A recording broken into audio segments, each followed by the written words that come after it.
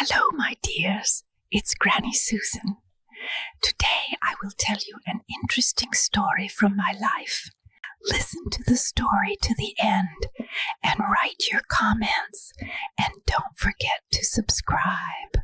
I was lying on the stiff hospital bed, staring at the ceiling tiles that seemed to be moving above me. Each contraction felt like it would rip me apart, but even that pain couldn't drown out the thought that had been eating me alive for weeks. Something was wrong with Daniel. I didn't know exactly what. I only knew that in the last few months, the man I had loved since I was 20 had become a stranger.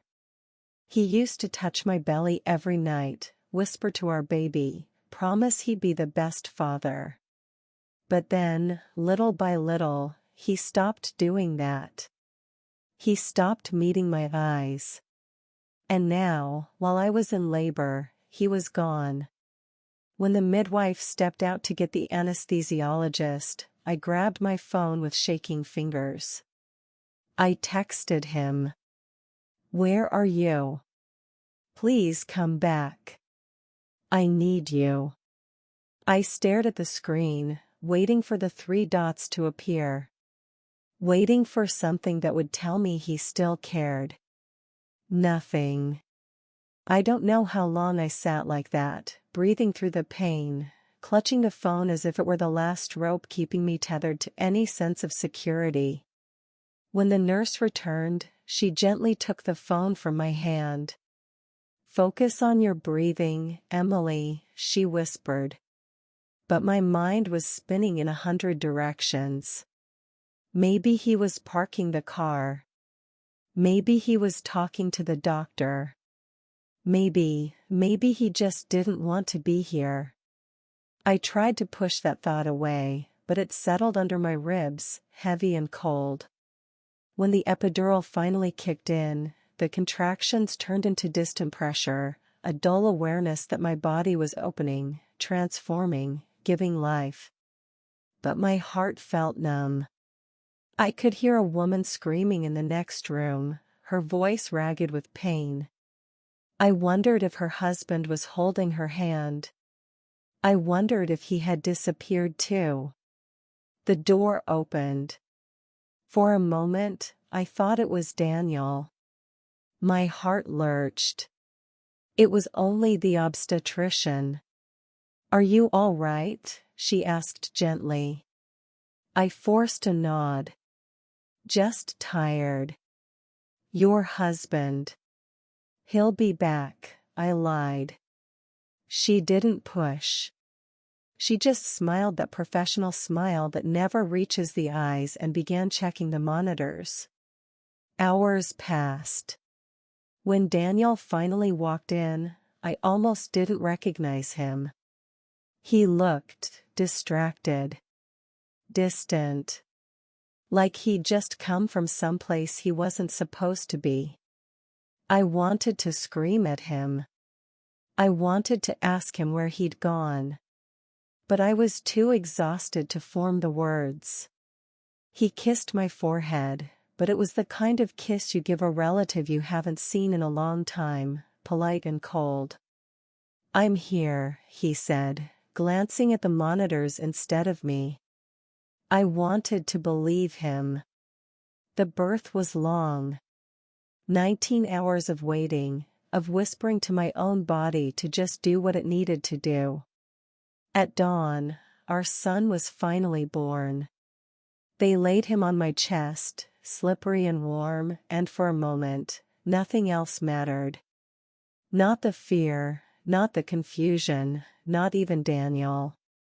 Just this tiny life, blinking up at me, opening his mouth in a silent cry. I looked up at Daniel, hoping to see the same wonder, the same love. He was staring at his phone. When they cleaned the baby and wrapped him in a white blanket, he finally slipped the phone into his pocket and came to stand by the bed. "He's beautiful," he said mechanically. I searched his face for something real, something human. But all I saw was exhaustion and a flicker of annoyance. "Do you want to hold him?" I asked. My voice cracked on the last word. He hesitated. Just for a second, but it was enough. He took the baby, but it looked awkward, like he was holding a parcel he hadn't ordered. I turned my face to the wall so he wouldn't see the tears. When the nurse came to take the baby for his first checkup, he exhaled with relief. I need to take care of something, he mumbled. I felt something inside me collapse. Can you stay? Just for a while? He didn't look at me. I'll be back soon. He left. I didn't see him again until the afternoon. That night, when the ward was quiet and the other mothers were asleep, I lay awake with the baby in my arms, listening to his tiny breaths. I thought about all the times I'd defended Daniel. To my friends. To my family. To myself. He's just busy. He's stressed. He loves me. He's just not good at showing it. I had clung to those excuses like lifelines. But now, holding this newborn life, I realized they were lies I'd told myself because the truth was too unbearable. The next morning, Daniel brought flowers. White lilies. My least favorite. You're up, he said flatly, as if we were strangers sharing a hospital room. I studied him as he set the flowers on the windowsill. His eyes were bloodshot, but not from crying. Where were you? He looked at me then, really looked at me, for the first time in days. I had to take care of paperwork. What paperwork? Just stuff with the bank. I knew he was lying. But I was too tired to ask more. When we were discharged, Daniel drove us home in silence. The baby slept in the car seat, his tiny hands curled into fists. I stared out the window, feeling like I was watching someone else's life. As we turned onto our street, he cleared his throat. I'll need to be out for a few hours today. Already? There's something I have to finish. The words felt rehearsed. I didn't argue. I just nodded, because it was easier than asking questions I wasn't ready to hear the answers to. At home, he carried the baby's things inside, but he didn't touch the crib. He didn't set up the bottles. He didn't kiss me when he left. The front door closed, and the silence pressed on my chest like a weight. I sat on the edge of the couch, the baby asleep in my arms, and tried to imagine how we had gotten here. How the man who once swore he'd never leave me could stand in the doorway and look through me like I was no one. That afternoon, my phone buzzed. A message from my best friend. Emily, he was seen downtown this morning. With Sophie. I couldn't breathe. I read the words again and again until the letters blurred. I wanted to throw the phone across the room. I wanted to wake up from this nightmare. But I couldn't. Because I was already awake. And the nightmare was real.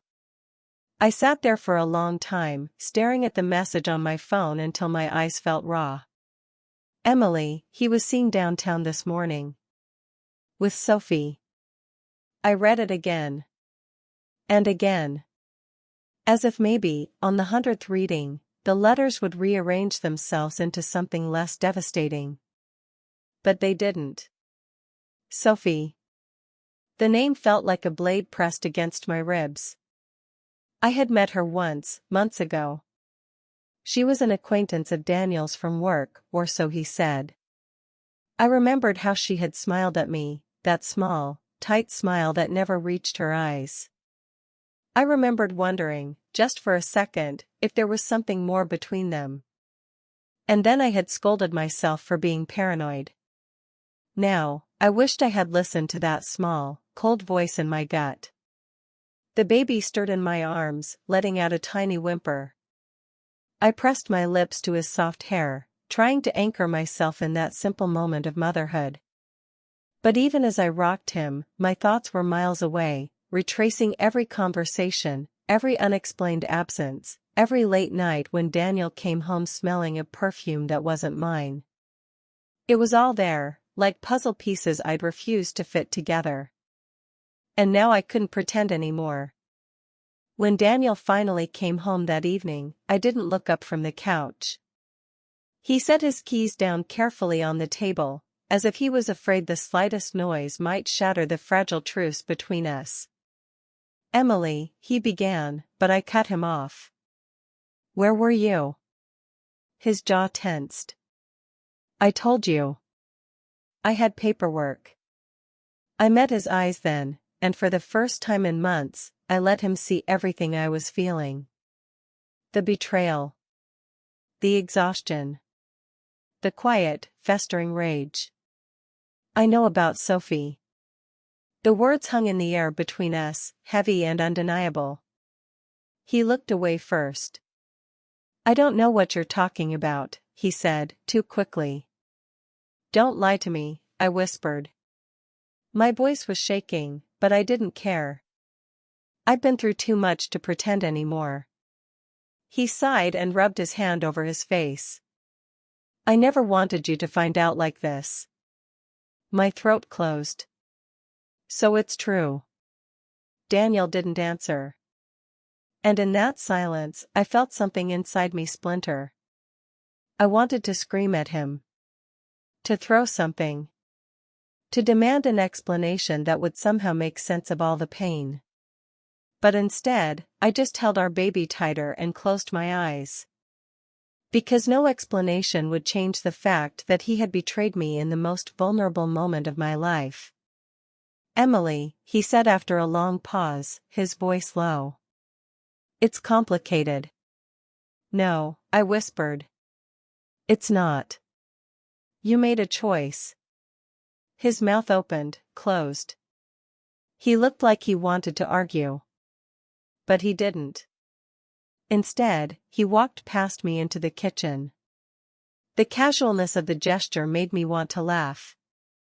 As if this was just another ordinary evening, and not the moment everything between us finally collapsed. I watched him through the doorway as he poured himself a glass of water. His hands were trembling. Good, I thought. Let him tremble. Let him feel even a fraction of the fear and helplessness he had given me. When he came back into the living room, he wouldn't meet my gaze. "I'm going to stay at the apartment for a few days," he said quietly. "What apartment?" His eyes flicked up, startled, as if he hadn't meant to say it out loud. "Daniel," I said slowly, dread coiling in my stomach, "what apartment?" He swallowed hard. "Sophie's."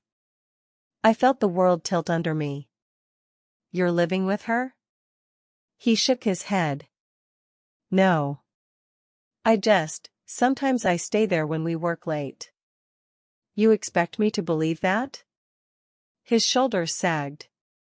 He didn't even try to lie again. "I'm sorry, Emily." It was too small a phrase to cover what he had done.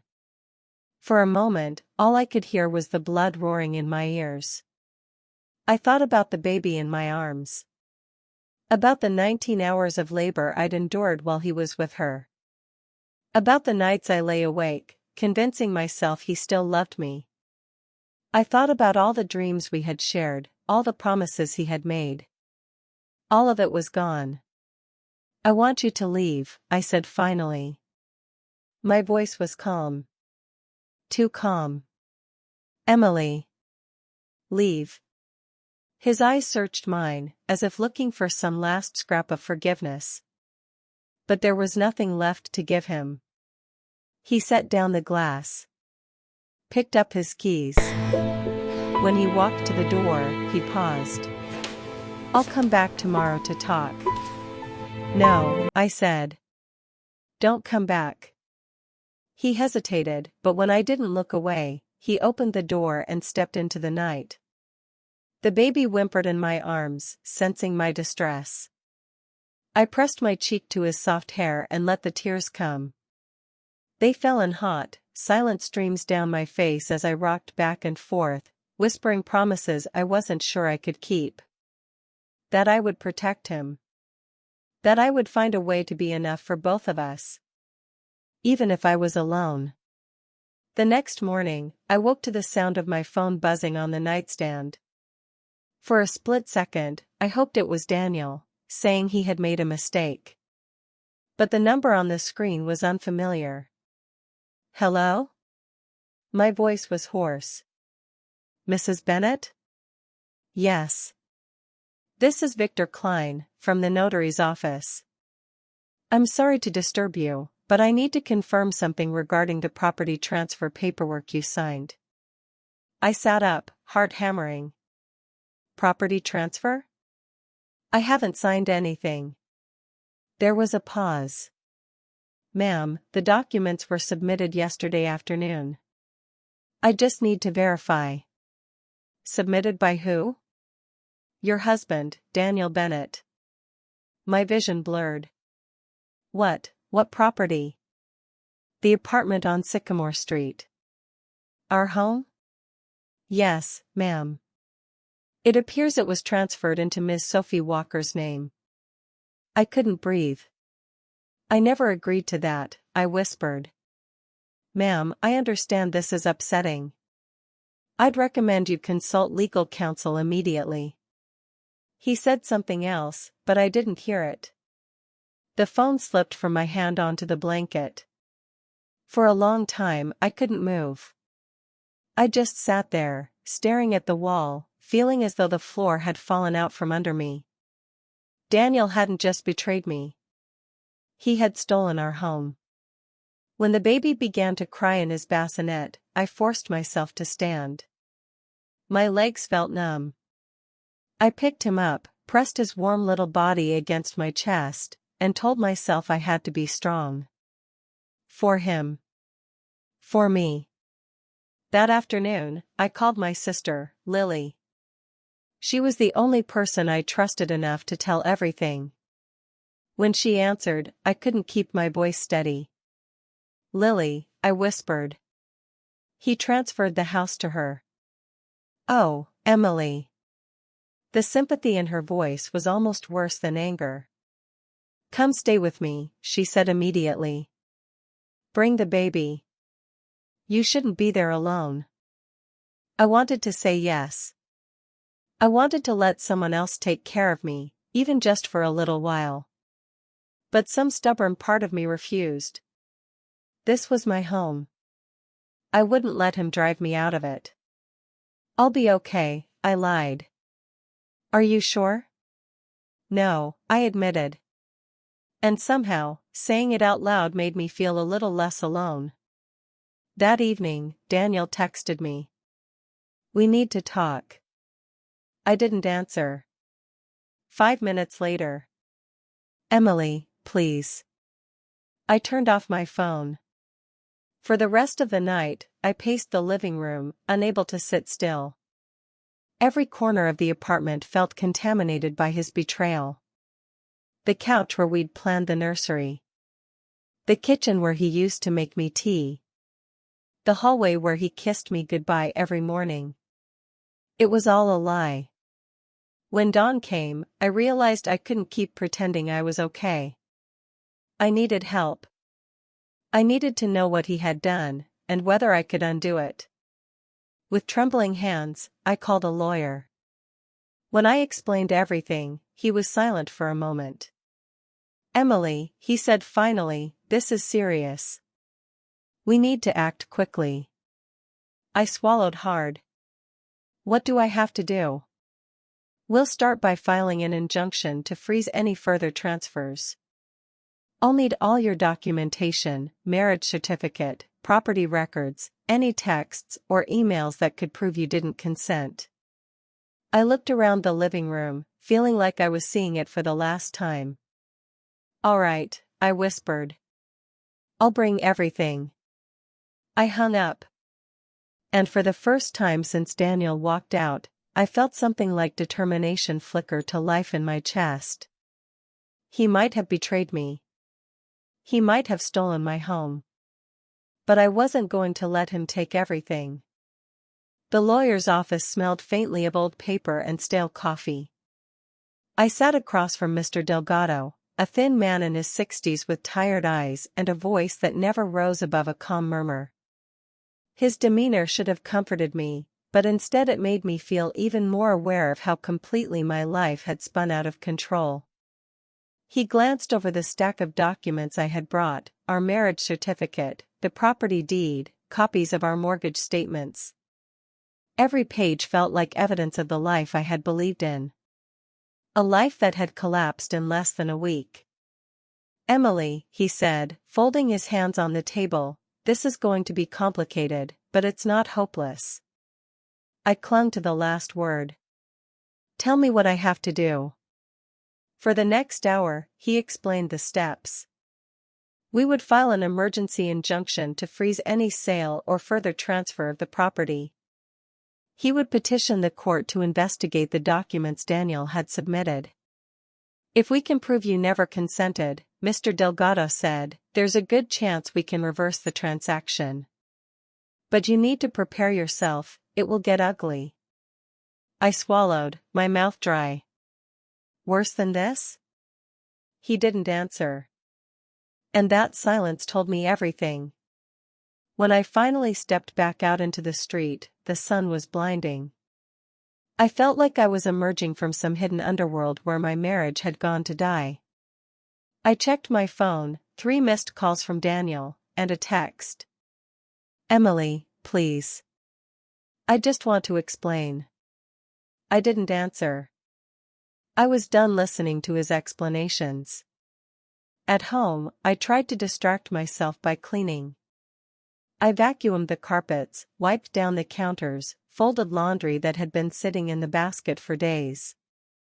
But no matter how much I scrubbed, I couldn't rid the apartment of the feeling that it no longer belonged to me. Every time I passed the crib, I felt a fresh wave of anger and grief. How could he do this? How could someone I loved so much turn into a stranger capable of this kind of betrayal? Late that afternoon, Lily called again. Have you talked to him? She asked. No. Good. Don't. Let your lawyer handle it. I nodded, even though she couldn't see me. I keep thinking about everything, I whispered. About how he used to hold me when I was sick. About how excited he was when we found out I was pregnant.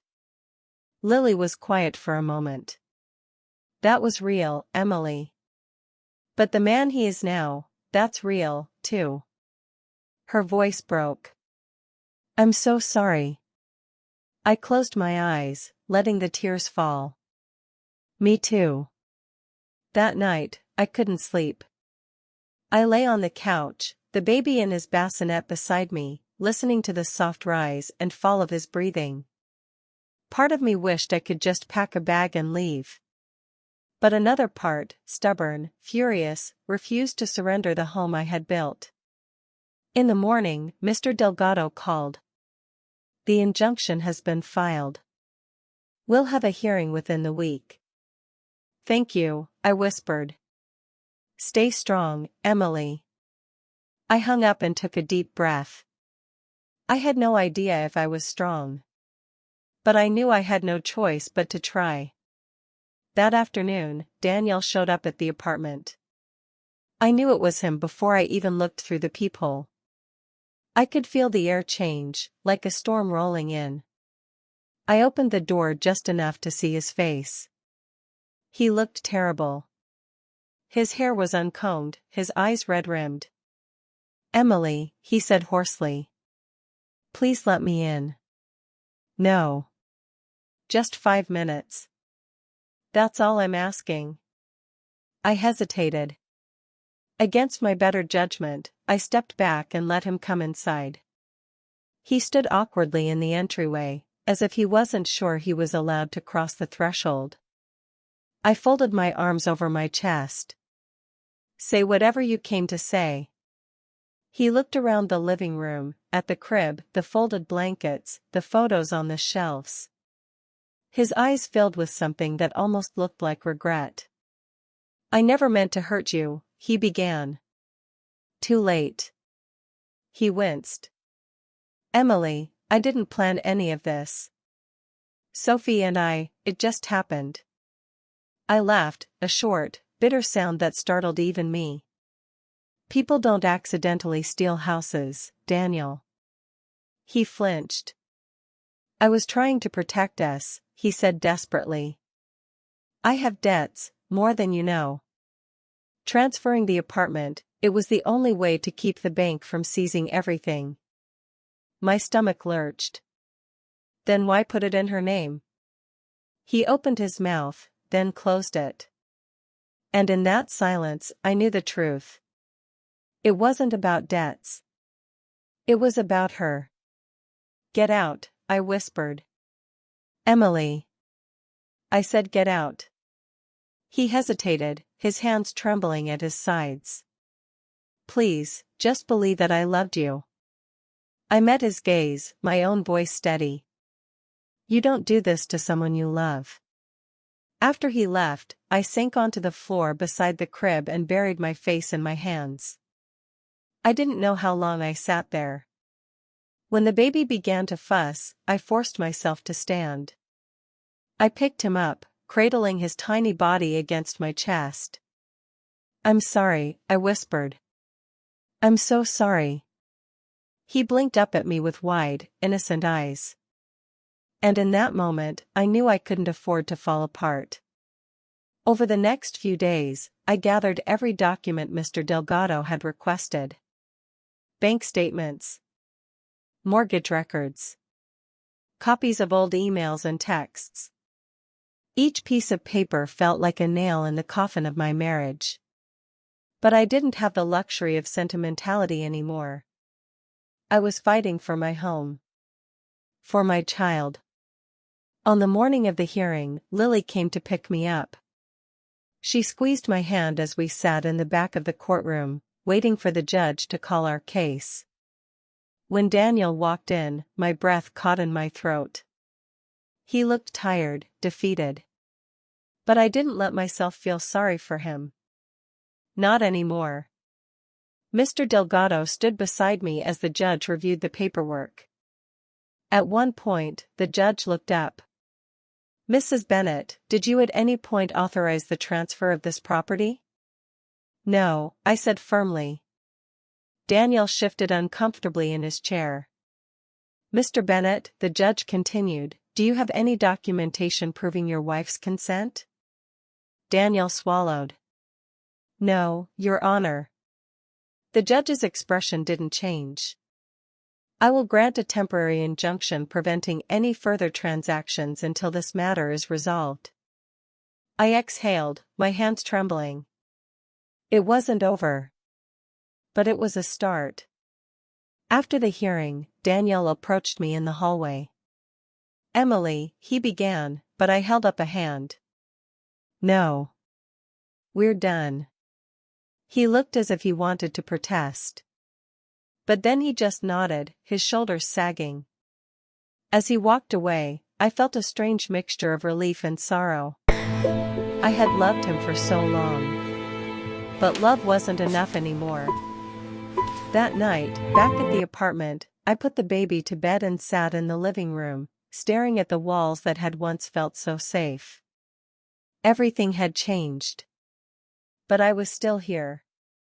I was still standing. The next morning, I woke to another text from Daniel. I'm sorry. I hope one day you can forgive me. I deleted it without replying.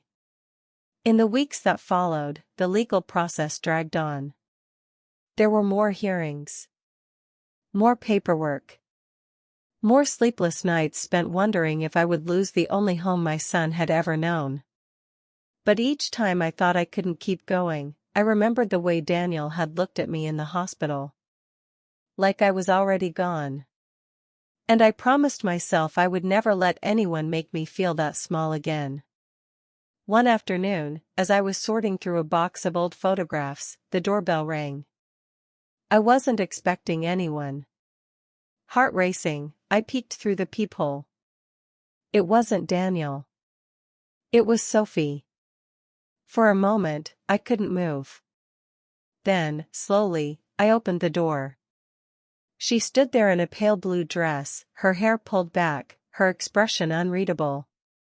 "Emily," she said quietly. "Can I talk to you?" I gripped the edge of the door. "No. Please. Just for a moment." I should have slammed the door in her face. But something in her eyes stopped me. Something that almost looked like regret. Reluctantly, I stepped back.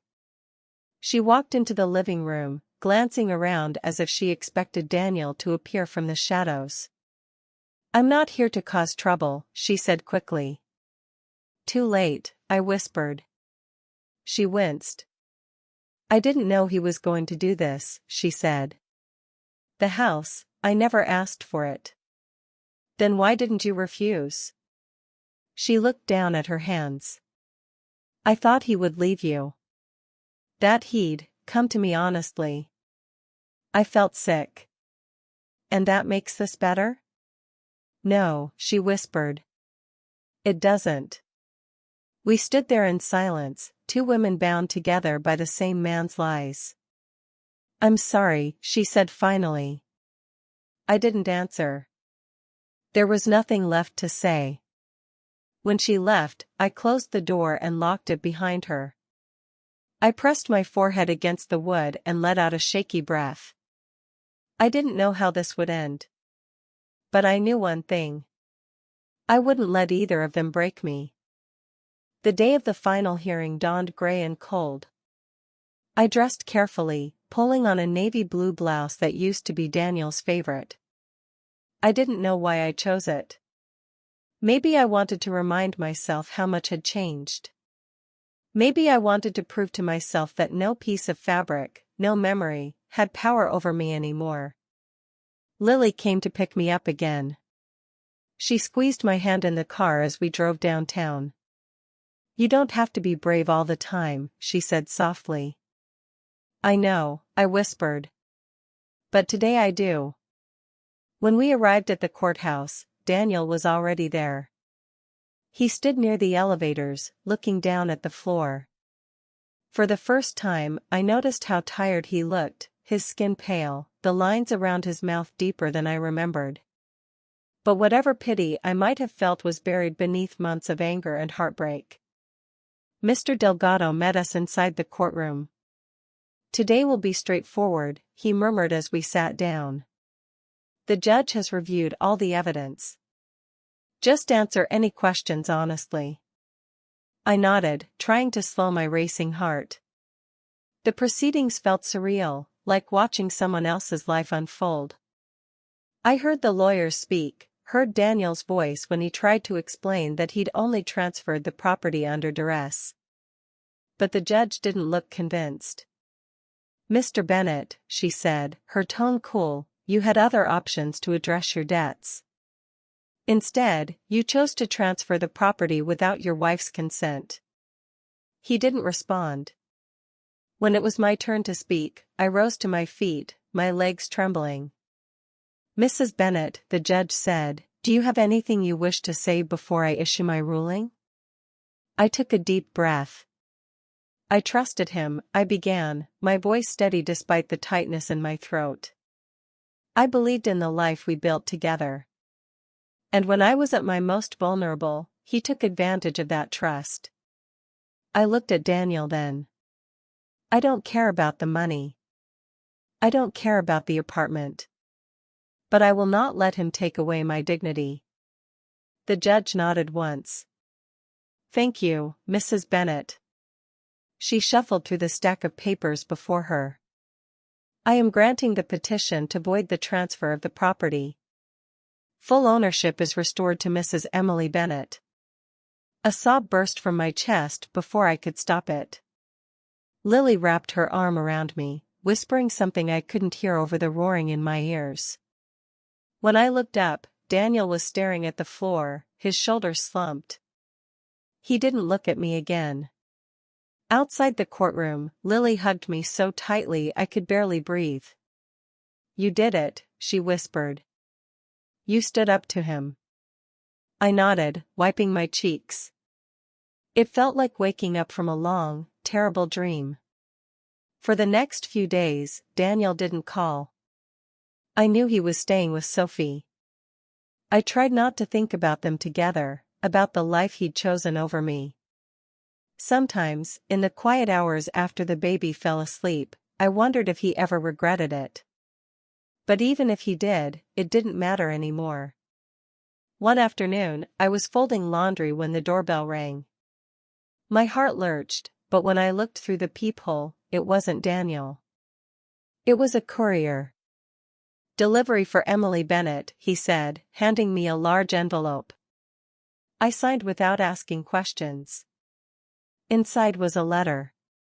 "Emily, I know you don't owe me anything, not your time, not your forgiveness. But I wanted you to have this. I've signed over any remaining claim to the apartment. It's yours, free and clear. I'm sorry. For everything. Daniel." There was no address, no phone number. I sat down at the kitchen table and read the letter again. And again. Part of me felt a small, hollow relief. The other part felt nothing at all. That evening, I fed the baby and rocked him to sleep. When he finally drifted off, I carried him into his room and set him gently in his crib. I stood there for a long time, watching his tiny chest rise and fall. I thought about all the nights I had spent in that same spot, wondering how I would survive. And I realized that somehow, I had. The next morning, I woke up before dawn. I made coffee and stood by the window, watching the sky turn from gray to pale gold. For the first time in months, I didn't feel like I was waiting for something, an apology, an explanation, a moment that would make sense of everything. It would never make sense. And that was okay. Lily came over later that day. She found me in the nursery, sorting through baby clothes. "You look different," she said softly. "Different how?" "Lighter," she said. "Like you finally put something down." I smiled. Maybe I did. That night, I sat on the couch with a notebook in my lap. I wrote out everything I wanted to let go of. The betrayal. The anger. The fear that I wasn't enough. When I was done, I tore out the page and fed it, strip by strip, into the fireplace. The flames flared, then died. And for the first time I felt free. Weeks passed. I went back to work part-time, easing into a new rhythm. I learned how to change diapers with one hand and answer emails with the other. I learned how to sleep in 2-hour stretches. I learned how to be alone without feeling lonely. Sometimes, when the baby cried in the middle of the night, I would hold him and whisper all the things I wished someone had told me. That I was stronger than I knew. That no heartbreak lasts forever. That love doesn't have to be the thing that destroys you. One evening, months later, I stood by the window again, the baby asleep in my arms. The apartment felt different. Not like the place where my marriage had ended. But like the place where something else had begun. When I closed my eyes, I didn't see Daniel anymore. I saw myself. Standing here. Whole. And that was enough.